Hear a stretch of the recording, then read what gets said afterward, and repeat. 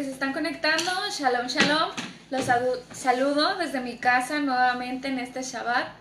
Me encuentro con mi familia y pues estamos muy contentos de poder vernos virtualmente un Shabbat más. Y bueno, espero que ya tengan por ahí las preguntas. Las puse en una publicación aquí en la página del Mesías. Y si no, también en esta misma transmisión, aquí arribita están las preguntas.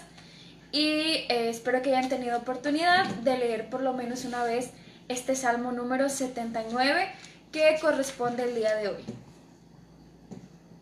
Bueno, pues vamos a comenzar, ya vamos 11, ok, ya estamos por comenzar.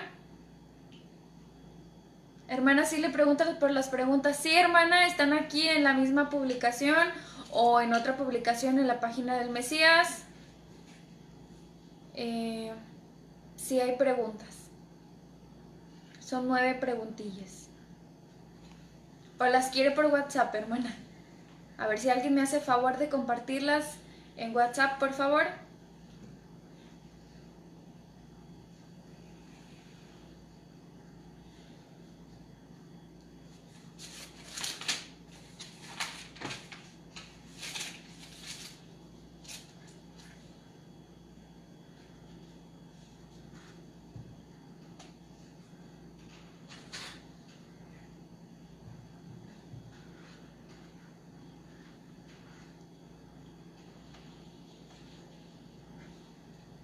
Muy bien, pues vamos a comenzar con los que ya estamos por aquí conectados.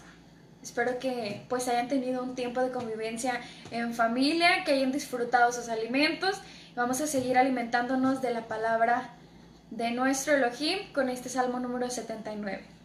Entonces, este Salmo número 79, aquí tengo la versión Peshita. Y bueno, cuenta con 13 versos.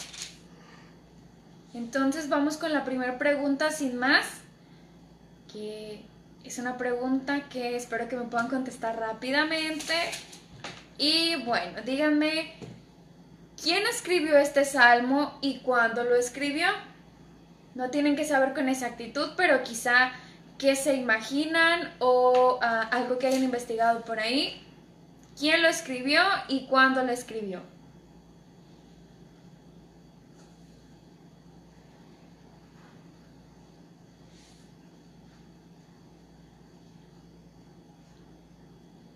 Muy bien. Sergio ya nos contestó muy rápidamente. Dice que lo escribió Asaf y que se escribió después de la destrucción de Jerusalén por los babilonios. ¿Ok? Bueno, a ver, ¿alguien más por ahí? ¿Qué encuentran? Asaf, muy bien. ¿Pero cuándo? Ya la hermana nos recuerda que Asaf era un director de música. Excelente. ¿Pero cuándo? ¿Cuándo creen que lo escribió? Sergio ya nos dijo que después de la destrucción del templo. No sé qué hayan encontrado ustedes por ahí, o si fue después, si fue antes.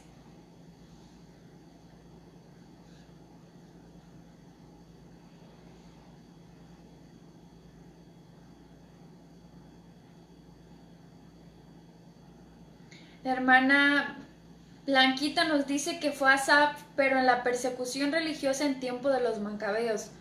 Ok, ahí ya nos iríamos hasta el Imperio Griego. Ok.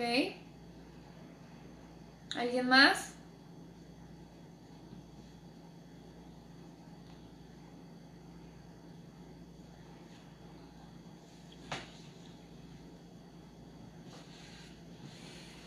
Esto no está ahí, ¿verdad? No está ahí en el Salmo. Es lo que ustedes hayan investigado o lo que ustedes crean en base a, pues, al Salmo. Los que no están contestando, espero que ya lo estén por ahí leyendo. Y bueno, pues les voy a platicar así para ponernos en contexto, porque hay una pequeña contradicción. Entonces vamos a recordar que Asaf fue elegido ¿por quién? Voy a hacer una pausa para que ustedes respondan en su casa. A ver, por aquí, ¿quién eligió a Asaf? ¿Quién lo eligió para ser director de música? ¿En tiempos de quién o De quién David. lo elijo? De David, ¿ok? Estamos entonces acá en tiempos de David cuando pues el reino de Israel era uno solo, todavía ahí no había división. David fue escogido rey y estamos en ese tiempo, ¿verdad? Bueno, entonces, para los que dicen que fue en los tiempos de los babilonios, pues fíjense, tendríamos que revisar que la destrucción del templo fue muchos años después. Para nuestra hermana Blanquita que dice que fue durante la persecución de los macabeos, pues sería muchos años después, hasta el imperio griego. Entonces, hay dos teorías. Una nos dice que Asaf se convirtió en un título que se le daba a los directores de música, porque lo que sí sabemos y lo que sí nos revela la palabra es que los hijos de Asaf continuaron sirviendo durante mucho tiempo con Salomón y ellos continuaron con esto, ¿verdad? Los hijos de Asaf. Entonces se cree que Asaf se pudo haber convertido en un título que se les daba a los directores de música. Si es así, entonces no estaríamos hablando del mismo Asaf de los tiempos de David. Muchos creen, como dice Sergio, que fue un descendiente de Asaf. Entonces no estaríamos hablando de ese Asaf que David eligió. Esa es una perspectiva. La otra podría ser que sí es Asaf, del que hemos venido hablando, que fue director de música, que fue levita, este Asaf que eligió David directamente, pero recordemos que él, además de ser músico, era un profeta. Entonces cabe la posibilidad que esto que él escribe aquí sea una profecía que iba a pasar posteriormente. Entonces, obviamente él ya no iba a vivir desde los tiempos de David hasta la destrucción del primer templo o del segundo templo, pero las dos respuestas que nuestros hermanos dieron, tanto la destrucción por los babilonios como la destrucción por los griegos, son aplicables si lo vemos así de una forma proféticamente, porque también muchos comentaristas dicen que pudo haber sido en estos dos eventos, que está relatando la destrucción del primer templo y la destrucción del segundo templo también. ¿Ok? Muy bien. Bueno, vamos a continuar con la siguiente pregunta y ahorita comentamos un poquito más acerca de esto. La pregunta número 2 es, ¿a qué llama Asaf tu heredad en el verso 1? Dependiendo de la versión que tengan, pero en varias que consulté aparece ahí la palabra heredad. El verso número 1, mientras escriben su respuesta, para aquellos que no tienen una Biblia a la mano, dice Salmo 79 de Asaf. Las naciones han invadido tu heredad, oh Elohim, han profanado tu santo templo y han convertido a tu heredad en ruinas. Ok, dice Sergio que en su versión no aparece heredad.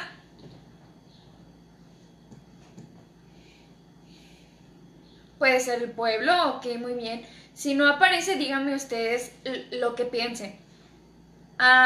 Muy bien, ya nos contestó Andrés y Keila que se refiere a Jerusalén. Aquí dice Jerusalén. ¿Cuál versión es la israelita nazarena? Jerusalén. Ok, solamente una aclaración para aquellos que están usando la Reina Valera u otra versión que menciona la palabra heredad.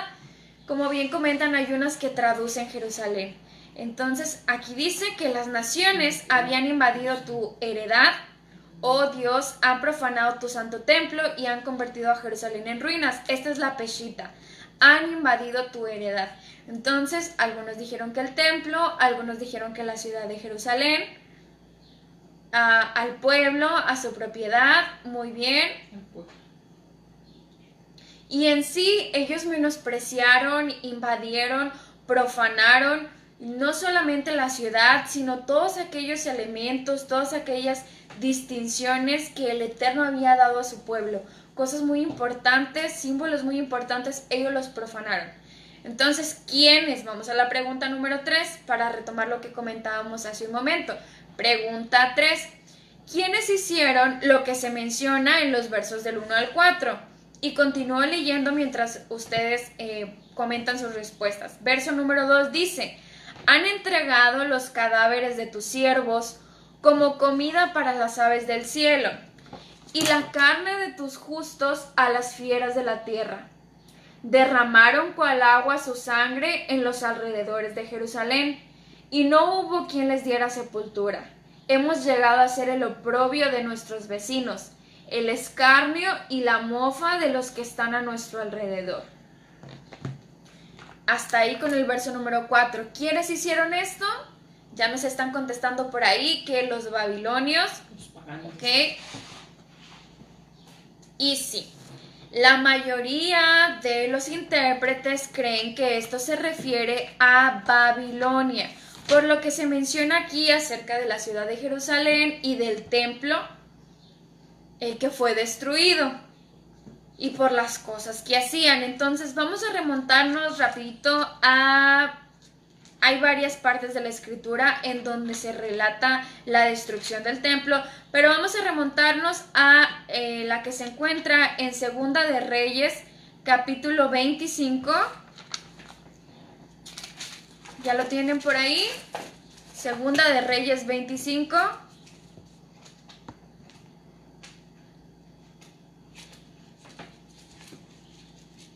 Y bueno, vamos a leer en esta ocasión, pero les voy a encargar de tarea que lean, pues, por lo menos algunos capítulos atrás y algunos capítulos adelante, para que se puedan poner en contexto con lo que fue la destrucción del primer templo. Aquí se nos relata, y fíjense, va a estar muy conectado con lo que vamos a ver en nuestra clase de Sofonías en un ratito más. Porque se cree que el profeta Sofonías, ya les voy a adelantar de la siguiente clase, el profeta Sofonías, ¿qué comentan por aquí? Segunda de Reyes, capítulo 25.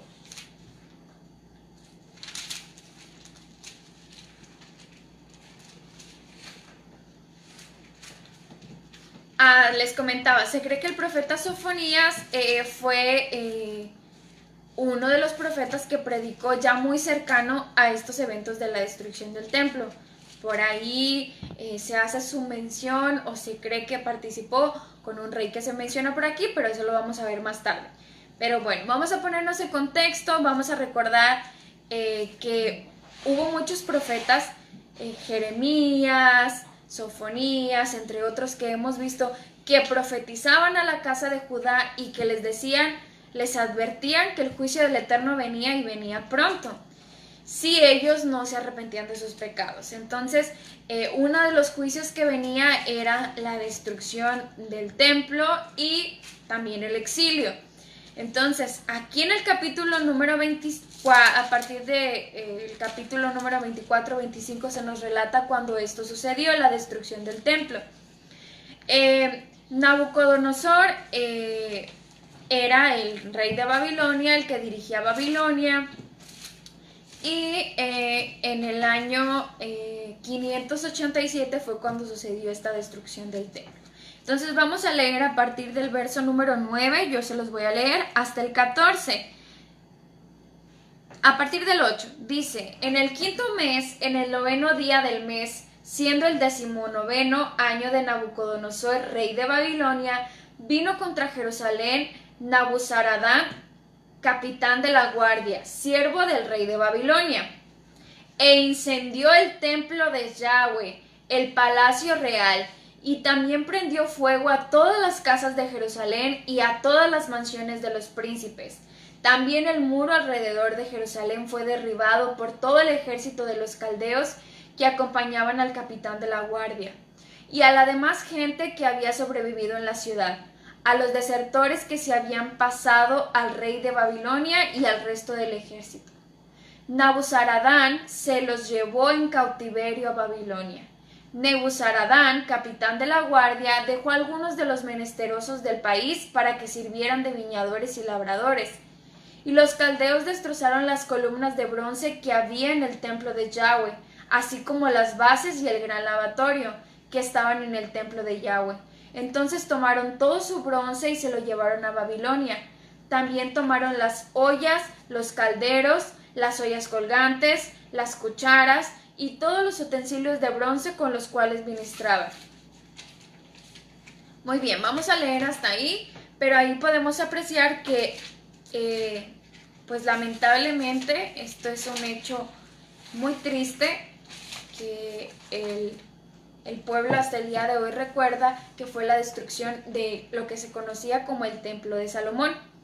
Entonces, bueno, volviendo al Salmo, la mayoría cree que esto se refiere a este evento exactamente, ya sea que sea un Asaf descendiente que tenía ese título y que vivió en ese momento, pero yo también creo que puede ser factible la idea de que Asaf profetizó estas cosas tanto como lo hicieron otros profetas.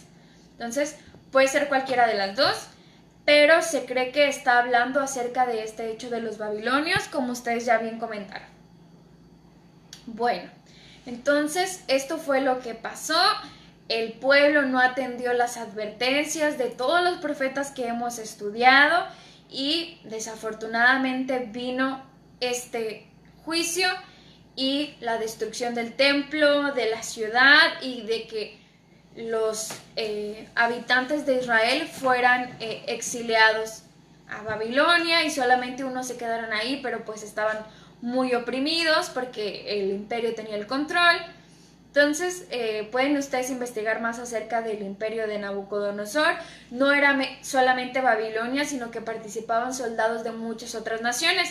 Esa puede ser la razón por la que el verso 1 dice: las naciones han invadido tu heredad. También se cree que estas palabras pueden aplicar, o esta profecía puede aplicar tanto a la destrucción del segundo templo.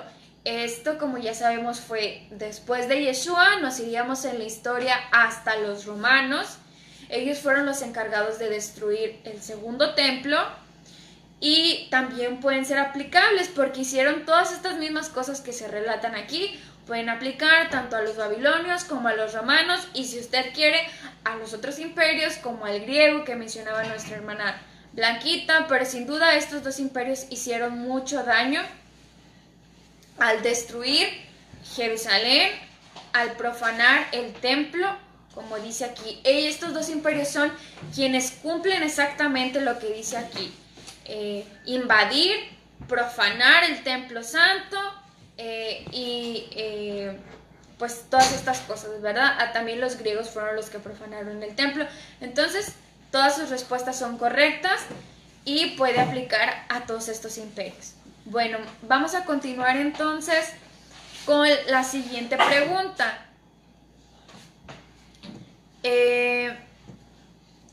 Pregunta número 4, donde podemos ver el sentir de Asaf en ese momento. Y la pregunta es: ¿qué respondería usted a las preguntas hechas en el verso número 5? Y justifique su respuesta. Dígame qué respondería usted y por qué. ¿Qué me puede decir? Las preguntas que se hacen en el verso 5, lo leo mientras ustedes escriben, dice: ¿hasta cuándo, oh Yahweh? ¿Estarás airado para siempre? ¿Arderá tu ira como el fuego? Esas son las tres preguntas que se hacen aquí en mi versión Peshita. Usted la puede tener un poquito diferente según la versión que tenga, pero creo que la mayoría coincide que Asaf pregunta: ¿hasta cuándo? ¿Hasta cuándo, oh Yahweh? Después de las cosas que vimos que hicieron estos imperios, dicen que, dice aquí, son palabras fuertes, que dice que los cadáveres ni siquiera los enterraban, los dejaban pues ahí nada más a que las aves del cielo vinieran y se los comieran. Los aventaban a las fieras, no les importaba. Dice que derramaron la sangre por los alrededores de Jerusalén como agua. Así como se derrama el agua, así derramaban sangre del pueblo. Y dice que llegaron a hacer el oprobio y el escarnio, se burlaban de ellos. Y bueno, estas cosas sucedieron y es cuando se pregunta, ¿hasta cuándo, oh Yahweh? Entonces, ¿qué responderían ustedes? Y por aquí Sergio ya nos contestó que por algo está pasando todo eso y que el Eterno, bueno, porque pregunta que si va a estar enojado para siempre, Sergio respondería que él no cree que el Eterno se enoje o sea rencoroso con el pueblo para siempre, ya que en un futuro serán restaurados y puestos como nación santa. Excelente respuesta. Muy bien. Entonces, a la pregunta, ¿estarás airado para siempre? Sergio contestaría que no para siempre, porque el pueblo va a ser restaurado. Muy bien. También nos pueden compartir algún verso en donde se mencionen estas cosas, en donde se nos hable que el Eterno no va a estar enojado para siempre. Estas, obviamente, como dice Iván, eran preguntas de reflexión. Asaf las dice a sí mismo, no en sí, pues, no se las hace quizá a alguien, son preguntas de reflexión que él pensó, pero que es importante recordar cuál es la enseñanza de la Torá acerca de estas cosas. ¿Estará el Eterno enojado con su pueblo para siempre? Porque recuerden que hay muchas corrientes dentro de los grupos religiosos que creen que esto es así, que el Eterno se enojó con su pueblo para siempre e incluso lo desechó. Entonces es importante recordar cuál es la respuesta a estas preguntas. ¿Hasta cuándo? ¿Y hasta cuándo iba a suceder esto? ¿Hasta cuándo los imperios iban a oprimir al pueblo santo de Israel? Y el Eterno iba a estar enojado para siempre. ¿Qué nos pueden comentar?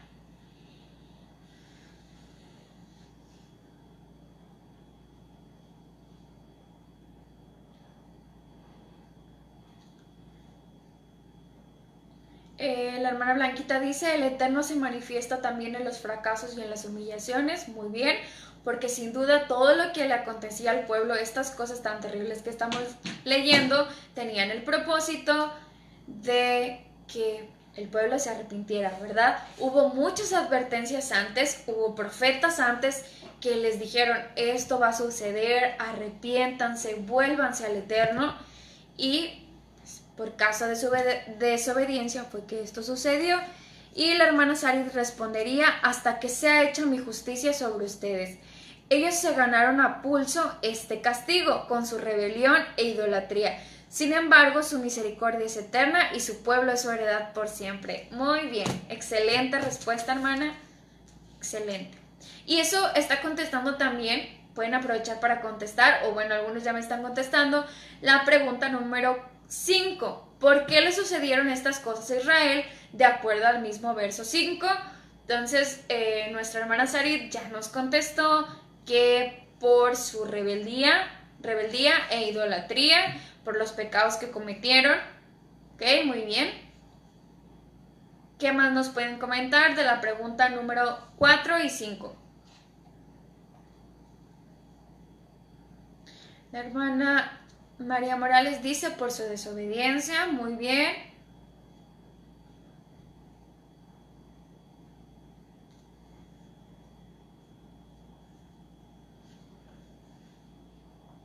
Compártanme también, por favor, cómo dice la tercera pregunta en sus versiones.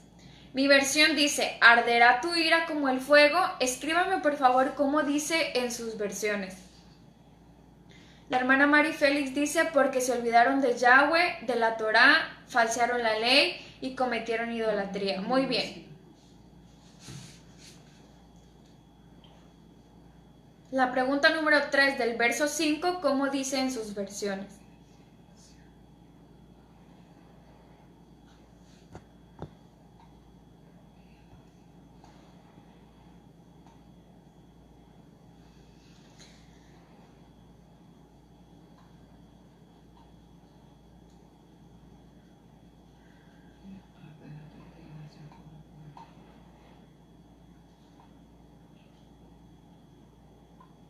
Ok, aquí la versión BIM dice, arderá tu indignación como fuego. Indignación. La mía dice ira.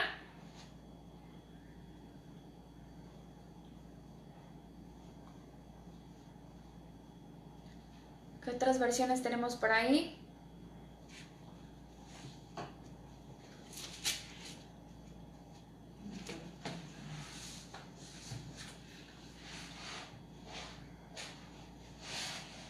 Muy bien, la de Iván dice, arderá como fuego tu celo. Muy bien, esa versión quería. Tu celo.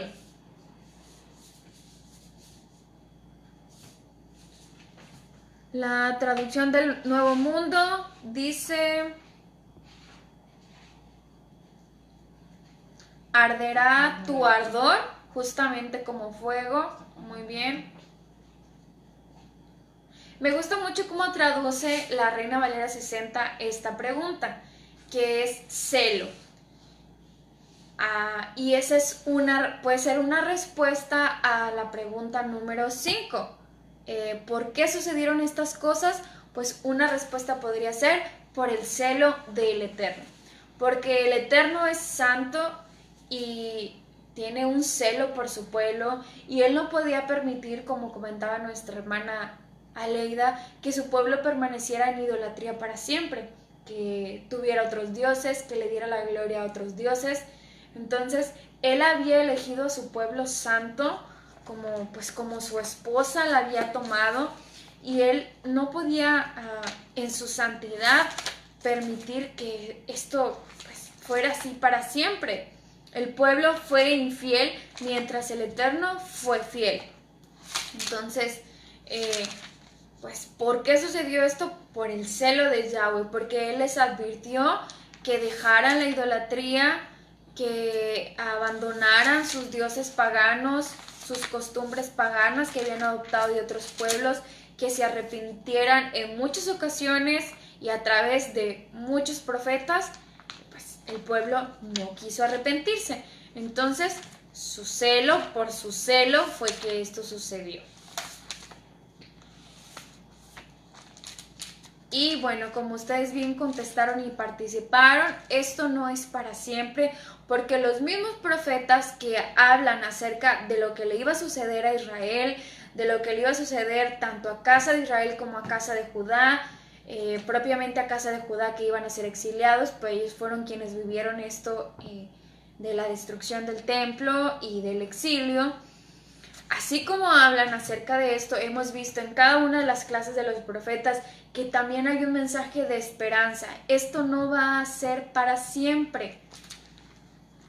Si bien es cierto que el Eterno se enojó con su pueblo, los mismos profetas nos revelan que después del castigo, el Eterno, su misericordia es grande, su amor es grande y es eterno, como ustedes comentaban, y esto no iba a ser para siempre. Por acá, muy bien hermana, Isaías 54 dice que habla del amor eterno de Yahweh hacia Israel y habla de su restauración. Muy bien hermana, Isaías 54, también se los vamos a dejar de tarea que lo lean. Y precisamente habla de esto. Le dice a su pueblo que esto no va a ser para siempre. Por aquí lo tengo, déjenme ver. Vamos a leer el verso.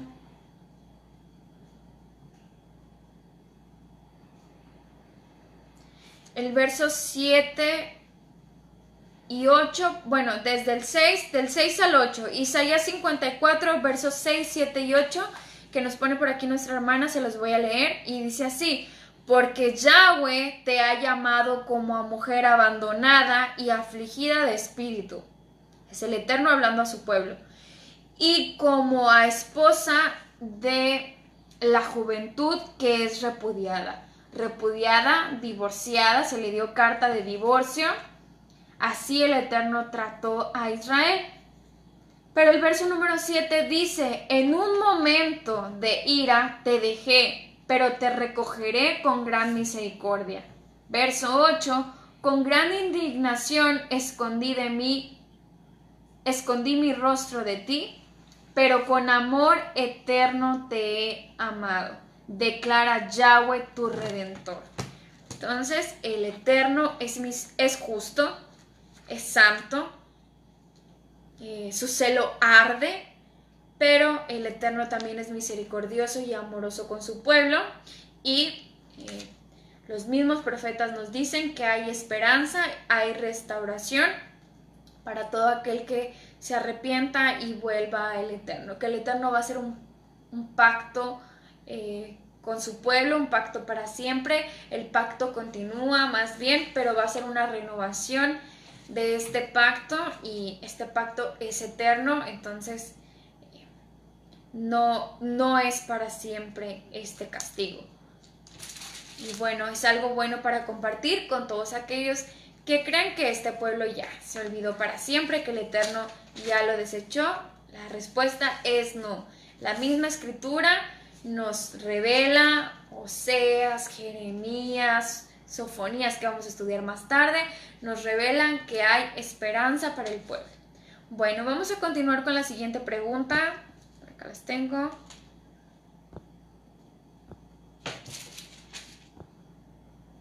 Y dice así, pregunta número 6. Explique la frase "no te conocieron" en el verso 6.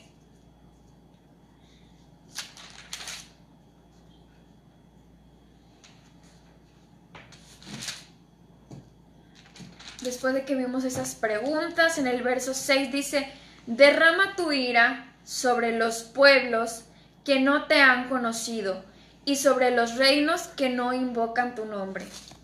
¿A qué se refiere que no te han conocido? Y pues pregunto qué significa o cómo lo entienden, porque a lo mejor lo estamos entendiendo muy literal. No alcanzamos quizá a comprender en la traducción al español el concepto hebreo de conocer. Entonces, ¿qué me pueden decir acerca de esto? Dice Sergio que él cree que se refiere a las personas que no le aceptaron, a esas naciones que siguieron cegados por su idolatría y costumbres paganas. Ok. La hermana Marifélix dice que no lo hicieron de corazón sincero. Muy bien. Derrama tu ira sobre los pueblos que no te han conocido. ¿Creen ustedes que se refiere a un conocimiento intelectual? Porque, digamos, en este momento, si nosotros le preguntáramos, hiciéramos una encuesta mundial y les preguntáramos, ¿ustedes conocen a Dios, a las personas? ¿Qué creen que nos responderían? Así tal cual, con el concepto al español de conocer, a lo mejor podemos pensar que es pues, conocer su nombre o saber quién es, así muy por encimita.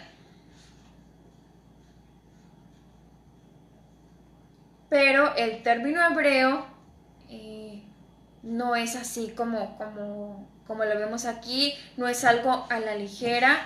En el concepto hebreo, esta palabrita que se traduce como no te han conocido, no quiere decir pueblos que jamás han escuchado del Eterno, que no saben quién es, que ni idea. No se refiere a esto, a un conocimiento intelectual.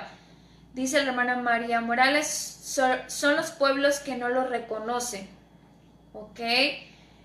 A los que le conocieron y aún así lo dejaron, que no le dan importancia, muy bien, que no aceptaron su nombre y son idólatras, a los que no son cercanos a él obedeciéndolo, ¿ok? Muy bien. Entonces sí, esta palabra no es un concepto así a la ligera, que alguien pueda decir, ay, es que pues yo no sabía, nunca escuché, nadie me dijo. No se trata de ese conocimiento intelectual, sino que se refiere a todas las cosas que ustedes comentaron, a aquellos que no lo glorificaron, no lo reconocieron a sabiendas de quién era él. Incluso pueden estar aquí dentro de aquellos, como mencionaba nuestra hermana Poli, que aún conociéndolo no quisieron, no quisieron... ¿Mande? seguirlo. Sí, no quisieron obedecerlo, aún conociéndolo fueron rebeldes, no quisieron reconocerlo como lo que él es. Dice Iván, puede entenderse que sí lo conocen pero hacen caso omiso, y por otro lado que no llevan el espíritu en su corazón, invariablemente si lo conocen o no. Es como cuando dices que lo conoces y actúas de una mala manera, ok, sí. Entonces esta palabra se refiere más a aquellos que sí lo conocieron o que sí lo conocen, sin embargo, son rebeldes, no quieren someterse al Eterno, no quieren reconocerlo pues, como quien es Él, como el Rey Supremo, como el gobernante de esta tierra, el gobernante de nuestras vidas, no quieren rendirse y someterse a Él. Y esto lo hemos visto en otros salmos, hemos dicho cuando se menciona mucho la palabra soberbios, orgullosos, entonces pues se refiere a Él. A ellos, a los soberbios, a los orgullosos, a aquellos que no lo reconocen y no se rinden a Él, aún sabiendo pues acerca de Él. Entonces, es un concepto un poquito más profundo en la palabra hebrea. Bueno, vamos a continuar entonces con la pregunta número 7. Resuma en tres palabras, tres conceptos, o de una manera cortita, lo que Asaf le ruega al Eterno en los versos 6 al 9. Mientras ustedes responden, yo se los voy a continuar leyendo. Ya leímos el número 6 que dice: derrama tu ira sobre los pueblos que no te han conocido y sobre los reinos que no invocan tu nombre, porque han devorado a Jacob y han asolado su morada. No traigas a la memoria contra nosotros nuestros pecados pasados. Vengan pronto a nuestro encuentro tus misericordias, porque estamos muy abatidos. Socórrenos, oh Dios nuestro Salvador, por causa de la gloria de tu nombre, ten compasión de nosotros y líbranos de nuestros pecados por amor a tu nombre. Ok, ya nos contestaron, Andrés y Sergio nos contestaron lo mismito. Pusieron juicio, muy bien, perdón y misericordia, excelente. ¿Qué otras palabras pueden ser aplicables ahí? Yo puse juicio, arrepentimiento y perdón. Juicio, arrepentimiento y perdón, ¿ok? Pero el arrepentimiento, porque son cosas que Asaf le está rogando al Eterno, que el Eterno le provea, les dé, les brinde. Entonces arrepentimiento pues no quedaría muy bien. Justicia, perdón, misericordia. El perdón sí, porque si ellos se arrepentían, entonces le rogaban al Eterno perdón. Muy bien, ¿qué más, hermanos?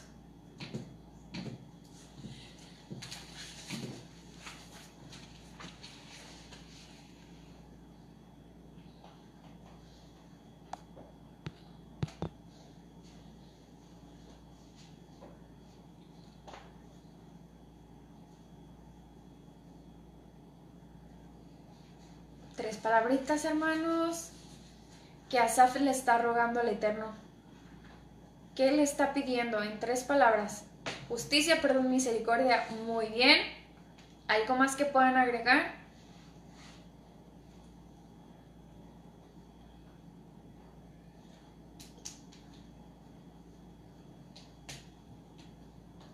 Justicia, misericordia y redención. Muy bien. Ahí añadimos redención. Excelente. ¿Alguien más? Salvación. Salvación, ok. Sálvanos.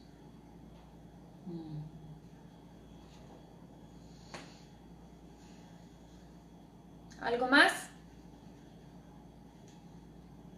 ¿Todos piensan lo mismo que Andrés y Sergio?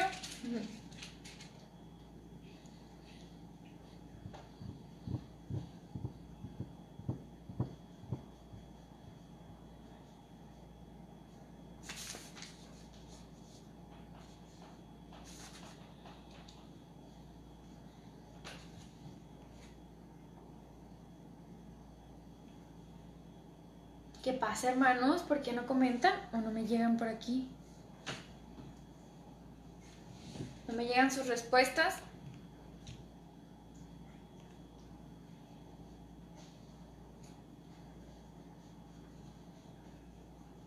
Bueno, pues vamos a continuar.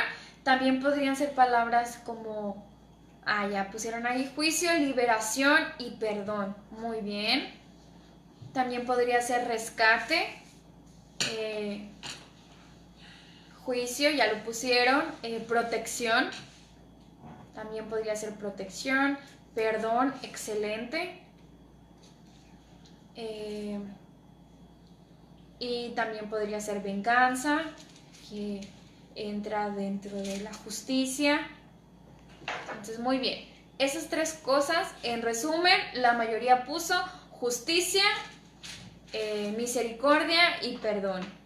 ¿Okay? También puede ser protección, como les mencionaba, porque ahí les pide que los socorra, que los ayude. También puede ser ayuda. Liberación, salvación. Muy bien. Y redención. Muchas gracias por sus respuestas. Vamos a continuar con la siguiente pregunta. Ya estamos por concluir. Y la siguiente pregunta es... ¿Qué número de pregunta es? Es la pregunta número 8. Dice, ¿quiénes son los presos que se mencionan en el verso número 11? Mientras ustedes responden, yo continúo leyendo. Verso 10 y 11 dice, para que no digan las naciones dónde está su Dios, sea dada a conocer entre las naciones ante nuestros ojos la venganza por la sangre de tus siervos que ha sido derramada. Entre a tu presencia el gemido del cautivo. Aquí dice cautivo, otras versiones dicen preso. Conforme a la grandeza de tu brazo, libra a los condenados a muerte. ¿A quiénes creen ustedes se refería esto de cautivos o presos?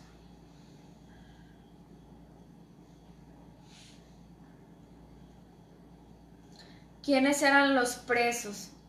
En ese contexto que hemos estado platicando, ¿quiénes eran los presos? Dice Sergio, tal vez se refiere a los que se llevaron esclavos, los babilonios, o a esos que fueron atrapados, o también a todos los que sufrieron por esa guerra. Y en varios pasajes que están conectados con Isaías, también se refiere a los que están encarcelados, ciegos por su pecado. Ok, muy bien, muy buena respuesta. Pues sí, así de manera literal diríamos que los presos o los cautivos son aquellos a los que los babilonios se llevaron cautivos a Babilonia. Entonces, pues fíjense, aquí está pasando algo así como lo que ocurrió también en Egipto. Así como en aquel tiempo hubo personas que se llevaron esclavos y sufrían, pues esta no era la excepción. Aquí también estaban siendo esclavos, estaban siendo oprimidos, todos aquellos que se llevaron a Babilonia, e incluso los que se quedaron, los pocos que se quedaron acá en Jerusalén, pues también tenían que seguir las órdenes de los dirigentes del imperio babilonio. Entonces, muy bien, puede referirse a ellos. Y aquí Asaf dice que también los recuerde y también pues vengue a aquellos que estaban cautivos y que incluso estaban condenados a muerte. Y como ya dijimos que esto puede aplicar pues a todos los imperios, porque en todos los imperios obviamente vinieron e hicieron mucho daño al pueblo santo. Las cosas que cometían, algunos eran pues más terribles y más agresivos. Ahora sí que inventaban nuevas formas de torturarlos, de oprimirlos, de ir y robar lo que el Eterno pues les había entregado. Ir en contra de estas cosas y profanarlas, como veíamos en un principio, la heredad. La herencia que el Eterno entregó desde los patriarcas, la palabra que entregó a Moshe, todas estas cosas que el Eterno instituyó para darles una identidad, pues estos imperios iban, su propósito era quitarles esa identidad, robarles su herencia y pues puede aplicar también a los demás pueblos como ya lo vimos. Y ahora vamos a hacer una conexión, ya vimos de una forma histórica, pero ya para finalizar vamos a hacer una conexión a los tiempos proféticos. Ya lo vimos históricamente, ya hablamos de los imperios que han dominado Israel, pero de una manera profética. Coméntenme qué relaciones pueden hacer ustedes, con qué otros pasajes lo pueden conectar, qué nos pueden decir ya para concluir, cómo se relaciona este Salmo número 79 con las profecías que están por suceder, las profecías que están reservadas para los tiempos finales, o incluso cosas que ya están sucediendo, ¿qué nos pueden comentar? Y bueno, yo voy a terminar de leer a partir del verso número 11 otra vez hasta el 13, mientras ustedes nos comentan por ahí sus conclusiones. Dice así: entre a tu presencia el gemido del cautivo, conforme a la grandeza de tu brazo, libra a los condenados a muerte. Retribuye, oh Yahweh, a nuestros vecinos 7 veces en su seno la ignominia con la cual te han injuriado.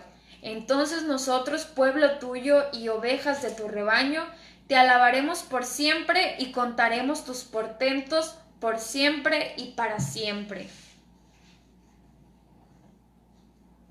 Entonces, estos últimos versos y lo que hemos comentado el día de hoy, ¿cómo pueden relacionarlo con profecías que están por cumplirse?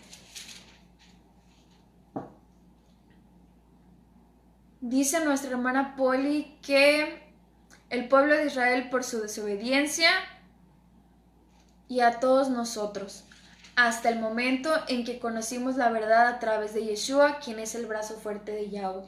Muchas gracias por este comentario, hermanos, porque si bien es cierto que ya dijimos que en ese momento así tan literal eran los presos o cautivos en Babilonia, podríamos decir que todos nosotros hemos sido presos de nuestro pecado, como dice la hermana Polly.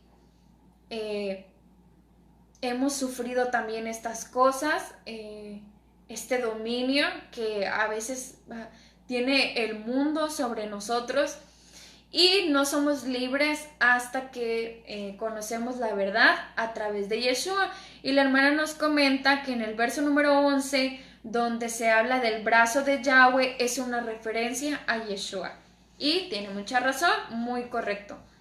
¿Qué más nos pueden comentar, hermanos? ¿Cómo se relacionan estos últimos versos con las profecías finales? Cosas que están por cumplirse.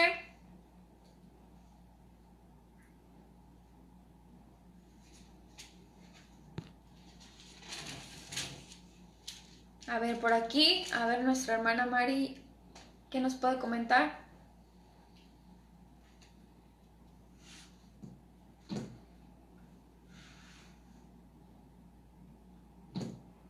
Está pensando. Está pensando su respuesta. Dice Sergio, dice, con el reinado de Israel, la nueva Jerusalén reinando y el reino perpetuo de Hashem, y con todas las naciones en juicio por sus iniquidades. Y ahí les puso bastantes pasajes, hermanos, para que consulten. Isaías 43:21, Ezequiel 34:31, Romanos 13:3. Muy bien. Excelente.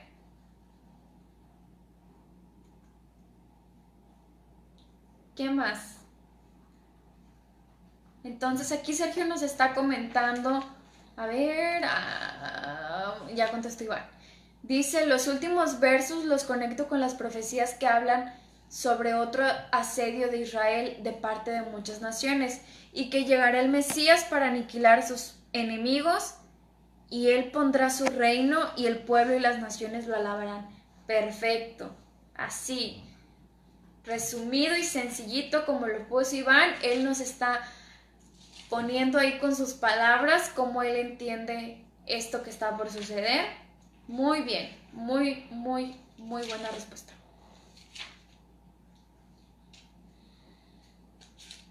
¿Alguien más que quiera participar, hermanos? Ya para cerrar, se nos termina nuestro tiempo.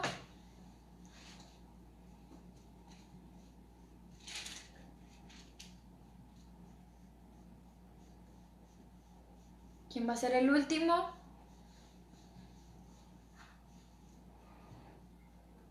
Entonces, bueno, para concluir, y gracias por sus respuestas, vamos a mencionarlas ahorita ya para concluir.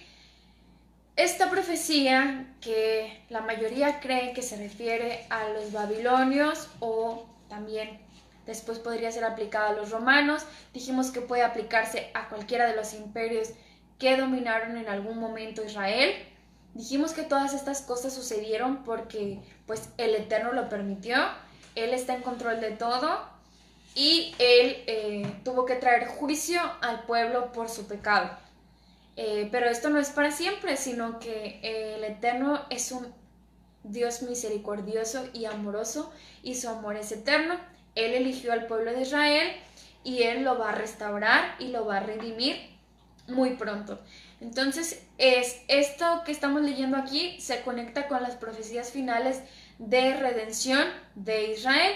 Sabemos que el pueblo de Israel va a ser redimido y también muy importante lo que mencionaba Iván, que en estos tiempos y en los tiempos que están por venir, esto va a volver a suceder una vez más.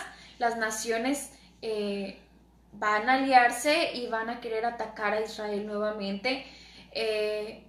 Y por Israel queremos decir tanto a la ciudad, a aquellos que están ahorita mismo en Jerusalén, a la nación como tal, pero también, como lo menciona Apocalipsis, a todos aquellos que guarden los mandamientos y que tengan el testimonio de Yeshua. También el ataque viene contra ellos y espero que pues nos sintamos incluidos en eso. Entonces debemos estar muy alerta de las cosas que están sucediendo y están por venir, porque estos eventos ya están muy próximos, así lo creemos con todo nuestro corazón. Y bueno, cuando sucedan estas cosas, como mencionaba Iván, la redención pues ya va a estar cerca.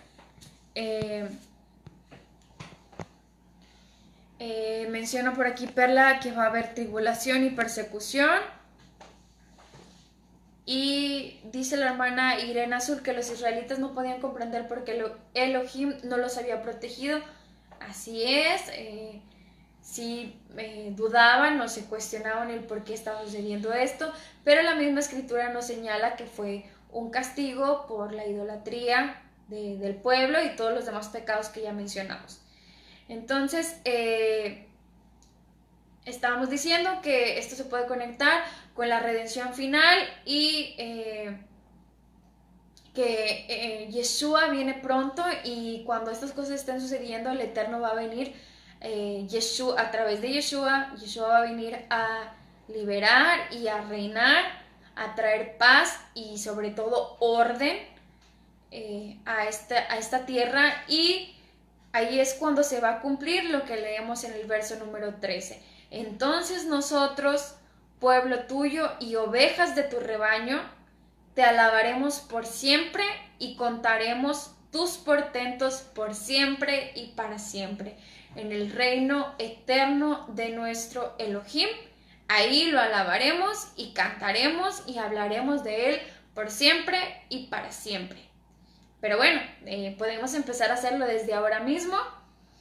Si consideramos que somos, o bueno, no que consideremos, sino que mostremos que somos ovejas del Eterno, ovejas de Yeshua, nuestro buen pastor. Si lo seguimos sus pasos, pues desde ahora mismo podemos alabarlo y podemos contar y hablar de él para que las otras personas puedan ver que el Eterno se manifiesta en nuestras vidas. Bueno, eso es algo que podemos hacer desde ahora mismo. Y bueno, hermanos, así vamos a concluir. Muchas gracias por su participación y por sus comentarios a todos. Y continuamos con la clase de Profeta Sofonías en unos momentitos más. Muchas gracias a todos y pues anímense a seguir recordando estos hechos históricos, a seguir leyendo los libros de crónicas, de reyes, que nos van a dar mucha luz sobre lo que estamos estudiando en Profetas. Vamos a poder entender mejor. Y pues Shabbat Shalom para todos, muchas gracias. Nos vemos hasta el próximo Shabbat.